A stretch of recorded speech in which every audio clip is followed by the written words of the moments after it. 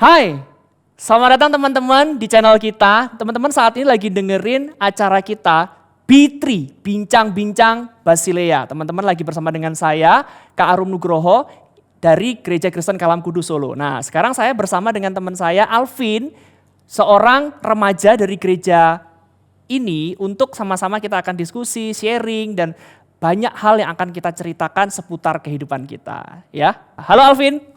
Halo Kak Aru. Oke, nah teman-teman, Alvin ini saat ini adalah waktu pertama dia datang ke gereja setelah sekian waktu lamanya dia tidak ke gereja.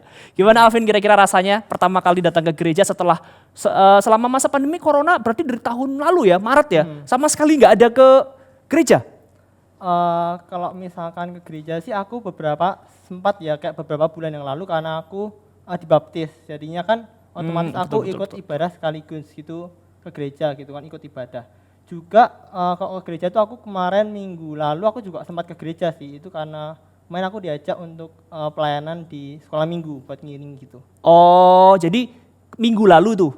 Minggu lalu sempat ke gereja karena diminta pelayanan ngiringin sekolah minggu online ya? Iya, online. Oke, teman-teman supaya kita bisa kenal Alvin lebih dalam, ini ada permainan singkat, oke? Kita akan melakukan sedikit permainan singkat.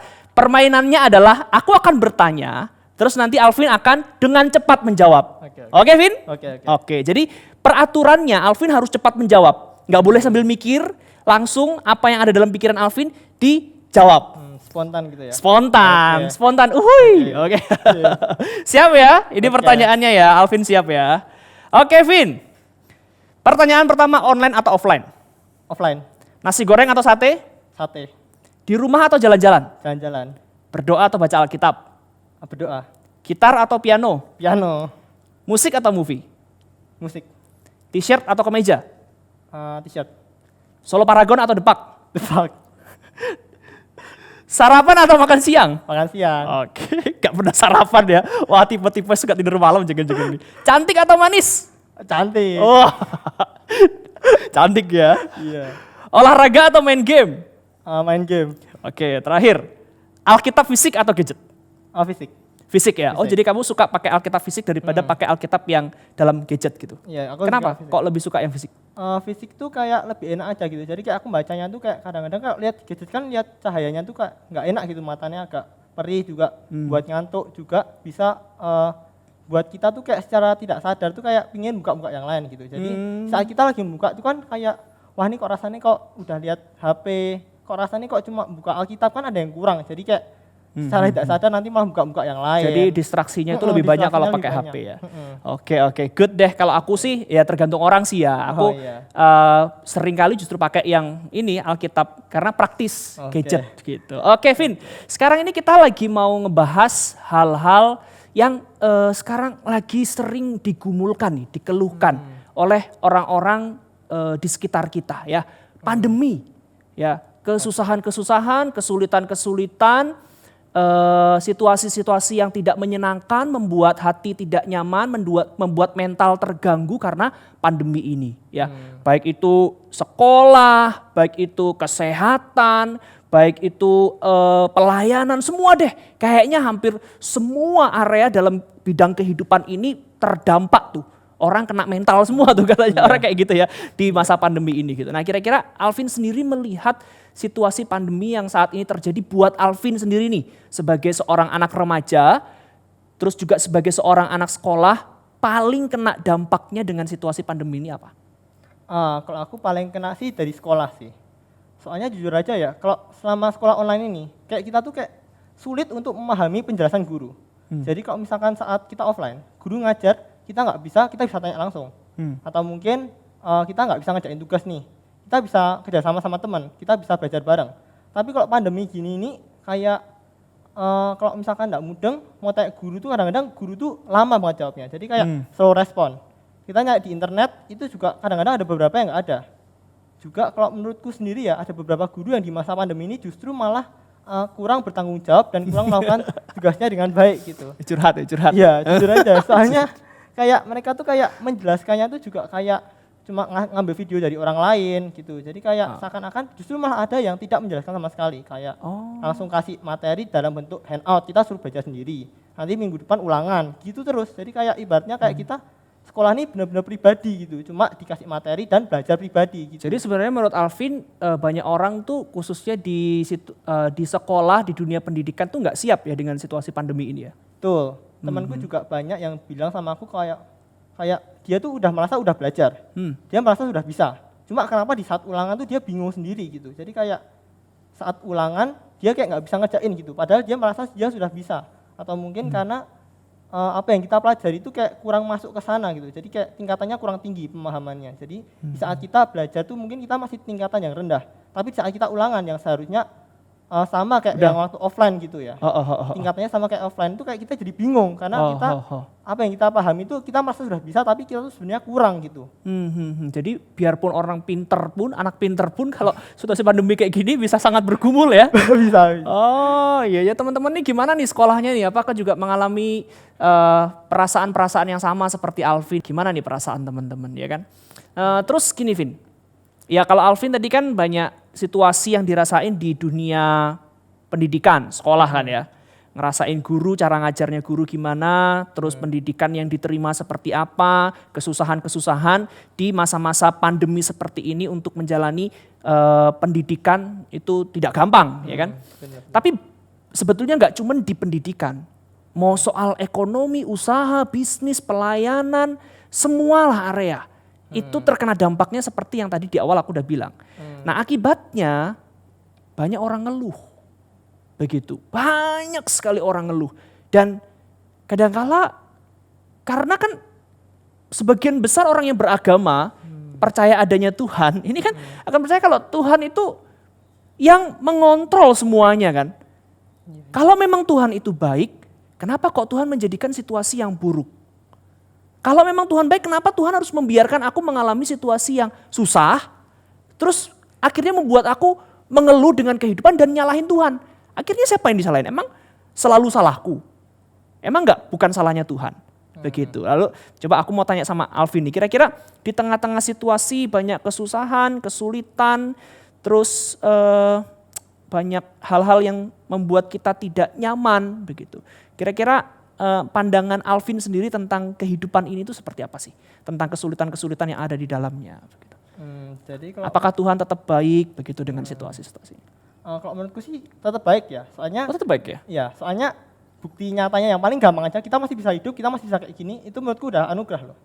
Soalnya aku sudah dengar ada beberapa temanku tuh yang orang tuanya udah kena COVID atau mungkin udah sakit karena jadi kayak dia sudah sembuh dari COVID, cuma karena daya tahan tubuhnya jadi melemah gitu kan. Jadi kena penyakit lain malah justru meninggal gitu. Jadi kalau menurutku sih Tuhan itu tetap baik sih. Tuhan tetap baik ya. Tuhan tetap baik, iya. Iya, tapi masih kayak mengganjal sih ya kalau kita mau benar-benar menjawab pertanyaan ini dengan cara berpikir yang rasional. Terus juga bisa kita terima dengan masuk akal. Kenapa Tuhan harus menjadikan kehidupan yang penuh dengan kesusahan kalau Tuhan itu baik? Kita fokusnya kalau kamu kan tadi bilang kita masih bisa ngobrol kayak gini, masih bisa hidup di tengah-tengah kesusahan orang lain, kita masih bisa menikmati kehidupan begitu. Ya itu menandakan Tuhan baik. Cuman gini, kita sekarang fokus ke titik masalah dalam hidup nih Vin. Kalau Tuhan itu memang Allah yang maha baik. Ya, maha itu artinya segala-galanya lah. Maha kuasa, segala-galanya kuasa. Maha baik berarti dia segala-galanya harus baik. Kenapa dia harus mengizinkan hal yang tidak baik? Aku sempat berpikir gini Vin. Kalau memang Tuhan mau mengharapkan kehidupan yang baik buat kita, kenapa Tuhan tidak menjadikan aja seluruh kehidupan ini baik? Kan lagi pula kan kita juga tahu Tuhan sayang sama kita. Kalau Tuhan sayang sama kita ya wajar dong kalau Tuhan membuat seluruh kehidupan ini menjadi kehidupan yang baik. Begitu. Ya. Untuk apa sih kita tuh susah-susah hidup di dalam dunia? Sebenarnya kalau menurutku kita kenapa susah-susah itu kayak kehidupan ini kalau buat aku sih proses. Jadi ada juga pepatah yang bilang kan, bersusah-susah dahulu, bersenang-senang kemudian. Jadi dalam kehidupan ini kita tuh harus berproses dulu. Mungkin buat kita itu susah, nggak suka.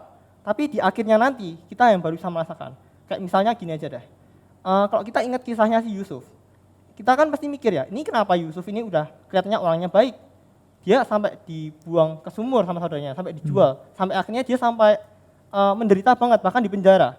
Itu kalau kita menghubungkan dengan keadaan sekarang, mungkin kita juga merasa gini, kenapa hidup kita gini-gini amat ya? Kayak mungkin kita pun nggak separah Yusuf, kita nggak di penjara, kita nggak sampai dibuang sama saudara-saudara kita, cuma mungkin bisa dianggap gitulah, sama-sama penderitaan. Cuma pada akhirnya kalau kita lihat Yusuf kan pada akhirnya Tuhan punya rencana yang indah pada hidupnya. Jadi semuanya yang kejahatan-kejahatan dilakukan saudaranya, mungkin kesedihan, penderitaan yang dia rasakan itu semuanya adalah proses hidupnya dia untuk Tuhan menggenapi rencana dalam hidupnya. Jadi mungkin juga buat aku ya itu sama gitu. Mungkin kita ngerasa kayak ini susah, ini harusnya kita nggak kayak gini. Tapi kita tuh harus berpikir dengan bukan cara pikirnya kita. Karena kalau kita pakai cara pikir kita itu sangat terbatas dan bisa salah. Kita harus percaya sama Tuhan karena dia sebenarnya itu udah punya rencana buat kita. Gitu sih buat aku. Jadi meskipun kita mengalami suasana hati yang buruk, misalnya contohnya aku pernah dengar ada orang sharing kayak gini. Dia tuh pelayanan. Dia waktu itu masih seperti mahasiswa praktek gitulah.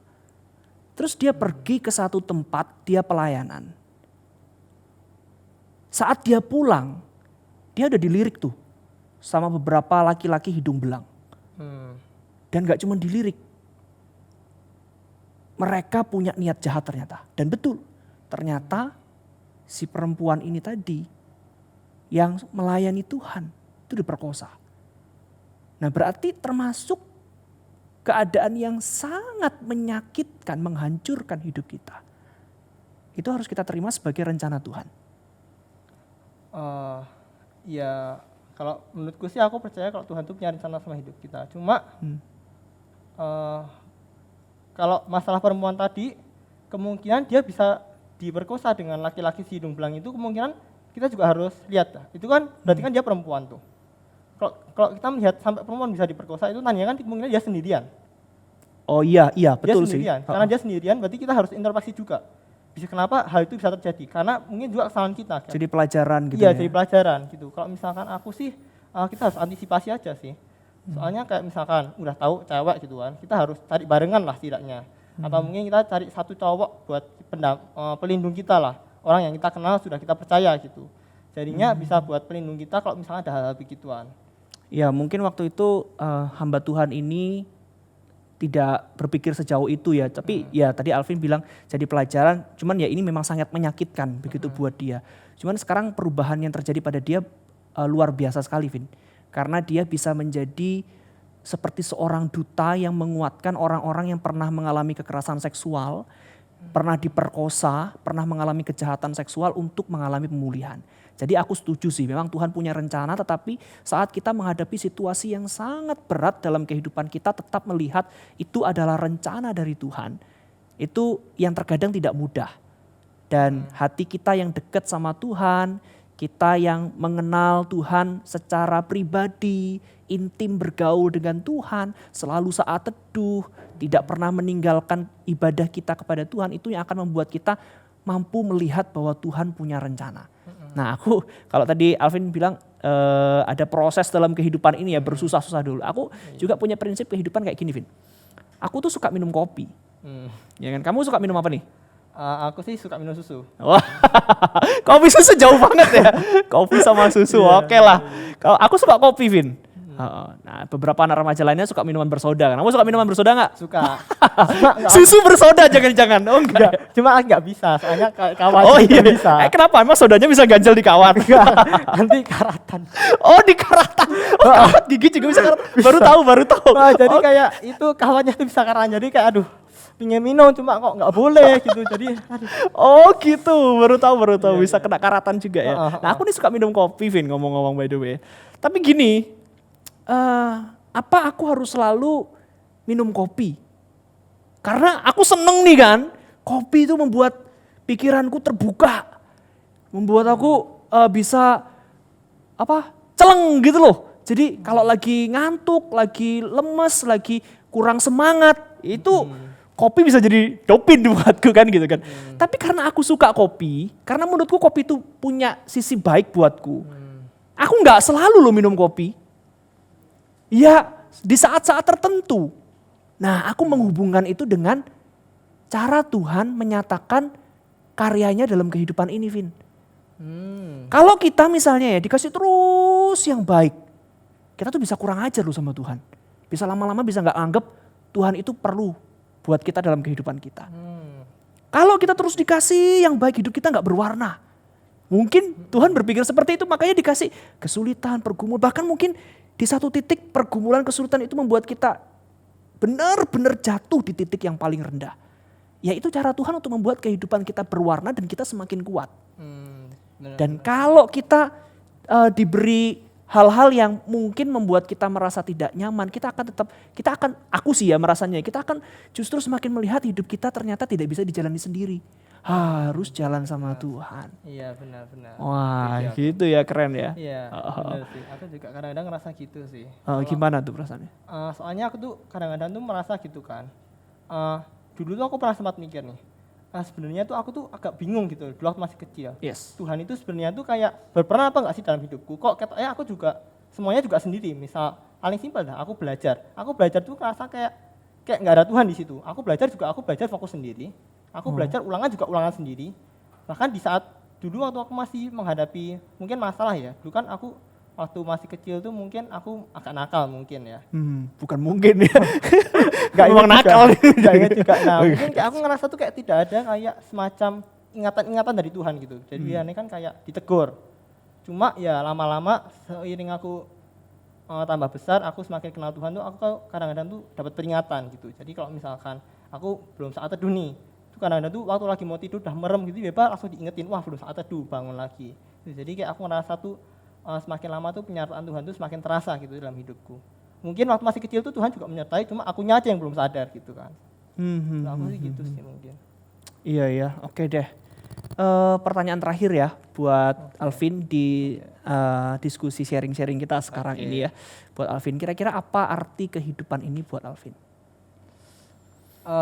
Kalau buat aku kehidupan itu ya adalah tadi aku bilang tadi proses, juga menurutku kehidupan ini anugerah.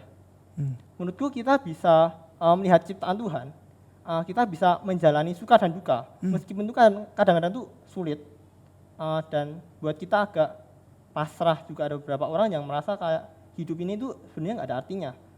Aku juga pernah dengar nih, ada orang yang menganggap hidup itu cuma sekedar makan, terus tidur, terus balik aktivitas sehari-hari. Nah, betul tuh Vin. Ada orang tuh pernah bilang kayak gini juga. Nanti kamu lanjutkan lagi ya. Ada orang yang tidak percaya kepada Tuhan terus bilang, hidup itu cuma sekedar makan, ya udah kita jalani aja, setelah itu mati. Nah, ada hamba Tuhan yang ngomong kayak gini, kamu mikir hidup itu cuma sekedar makan hidup kan? Ya udah kenapa kamu nggak mati sekarang? Dibilang kayak gitu.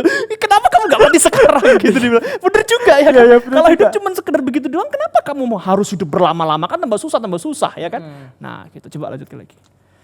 Ya itu tadi, soalnya kan kalau misalkan kita hidup cuma gitu-gitu doang, itu kan sebenarnya kan hidup tidak berarti. Yes, betul. Gak ada meaningnya sama sekali, cuma untuk setidaknya biar nggak mati, dan setelah mati kan juga nggak ada apa-apanya. Yes, betul. Tapi kalau menurutku hidup tuh untuk memberi buah, karena aku percaya banget kalau Tuhan tuh menciptakan kita, itu udah pasti punya ada tujuan.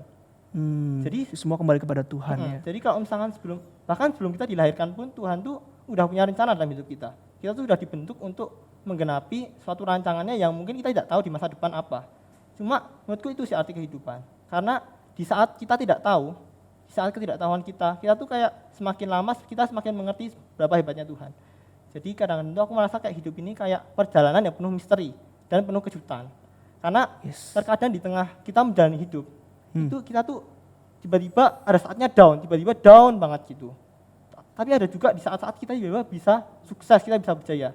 Kayak misalnya kayak sekarang ini aja ada, kayak sungguh tidak terprediksi kan bakal ada pandemi. Iya, betul. Yang buat tiba-tiba banyak orang meninggal, banyak ada sekolah tiba-tiba diberhentikan. Kan sungguh kayak nggak ada. Kalau kita mikirnya kan kayak waduh, hidup ini kenapa tiba-tiba begini ya? Kayak aneh banget gitu kan. Cuma kita coba kita berpikir lebih luas lagi. Kalau sebenarnya masalah pandemi gini, kita tuh tidak hanya harus menyalahkan Tuhan, kita bisa introspeksi diri juga. Misalkan kayak apa sih penyebab pandemi ini? Kayak kan virus corona tuh. Kan karena virusnya tuh awalnya dari hewan lalu bisa ke manusia. Itu karena juga manusia yang mengkonsumsi hewan secara sembarangan mungkin ya. dan akhirnya masuk ke dalam tubuh. Kelalaian dan ya, Iya, kelalaian karena manusianya. Ya itu juga menurutku salah satu faktor yang penting juga sih.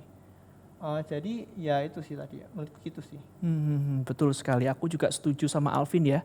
Hidup kita bukan cuma sekedar hidup, tapi ada makna hidup ketika kita melihat Sang Pencipta ya, Vin ya. Kalau orang tidak bisa melihat Sang Pencipta, ya udah hidup ini tidak ada artinya. Dan kalaupun diakhiri sekarang juga ya udah kan tidak ada artinya juga.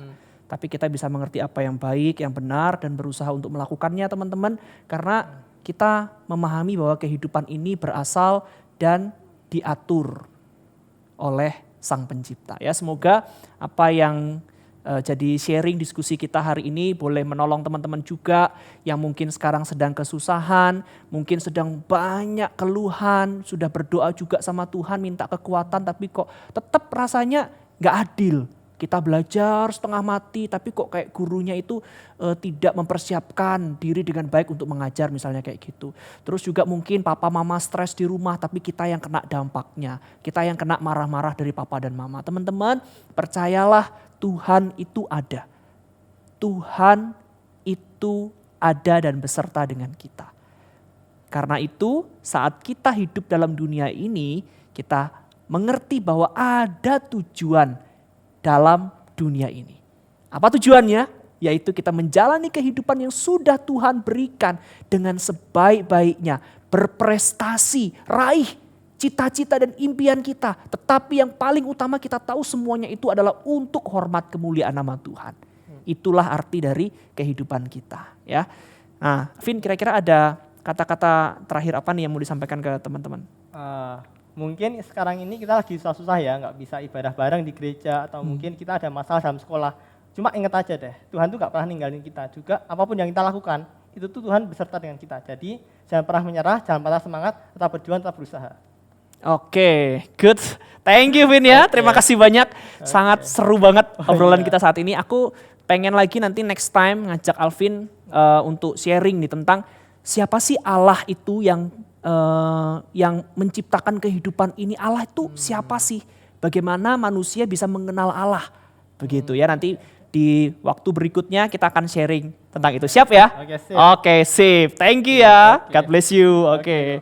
Terima kasih teman-teman. Sampai ketemu di segmen berikutnya, di acara selanjutnya. Tuhan memberkati. Seperti bulan-bulan yang lalu, Persekutuan Remaja Basilia Fellowship akan mengadakan persekutuan online. Di persekutuan online kali ini, kita akan mengajak kalian untuk memahami makna penebusan dan keselamatan di dalam Tuhan Yesus Kristus yang memberi kedamaian dan pengharapan lewat ilustrasi Trikaps. Trikaps, apa itu? Apa hubungannya dengan keselamatan dalam Kristus yang memberi damai dan harapan? Nah, kalian akan temuin jawabannya di persekutuan online yang diadakan pada Sabtu 3 April 2021 pukul 16.00 sampai selesai melalui Google Meet. Buat kalian yang mau join, langsung aja buka IG Basilia Fellowship, lihat bio-nya, dan daftar lewat link yang ada ya. God bless you. Jangan lupa subscribe Basilia Fellowship dan jangan lupa nyalakan notifikasi. God bless you.